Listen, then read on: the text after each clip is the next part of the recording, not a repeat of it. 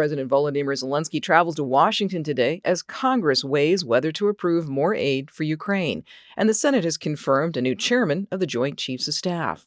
Good morning. I'm Corva Coleman from NPR News, and here are today's top stories. Ukrainian President Volodymyr Zelenskyy is in Washington, D.C. today to meet with President Biden. He's asking for sustained U.S. military aid to help Ukraine resist Russia's invasion. NPR's Windsor Johnston tells us Zelenskyy will also visit congressional leaders on Capitol Hill. House Speaker Kevin McCarthy is expected to meet with Zelenskyy, but he has no plans to provide the Ukrainian leader with a forum to make a direct appeal to lawmakers for additional aid. On the Senate side, Majority Leader Chuck Schumer has organized a meeting with the entire chamber. Speaking at the United Nations this week, Zelenskyy said without continued support, Russia will expand its fight within Ukraine. NPR's Windsor Johnston reporting. The Senate has voted overwhelmingly to confirm a new chairman of the Joint Chiefs of Staff. Air Force General C.Q. Brown is the second black officer to hold the post.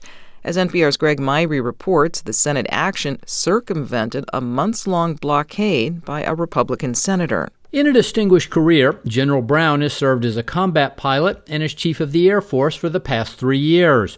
However, Alabama Republican Tommy Tuberville blocked the confirmation of Brown and hundreds of other military officers who would normally be approved in large batches. Tuberville objects to a Pentagon policy that helps military members travel to receive abortion care if they face local restrictions. To get around Tuberville, Senate Majority Leader Chuck Schumer brought Brown's nomination to a full Senate vote. He was confirmed 83-11. Brown replaces General Mark Milley, who steps down at the end of the month. The only other black officer to be chairman of the Joint Chiefs was General Colin Powell.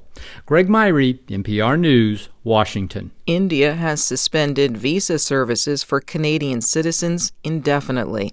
There are escalating tensions over the murder of a Sikh leader in Canada. Sushmita Pathak reports Canada claims India was involved in the killing, a charge that New Delhi rejects. The firm that handles Indian visa applications in Canada said the service has been suspended due to operational reasons. India has also issued an advisory for its citizens in Canada, especially the large student population, urging them to remain vigilant as the diplomatic row worsens. Canada's government is investigating India's connection to the murder of a separatist Sikh leader, Hardeep Singh Nijjar. India has strongly condemned the allegation. Both countries have expelled top diplomats. Calls for a Sikh nation-state separate from India have been growing among the large Sikh diaspora in Canada.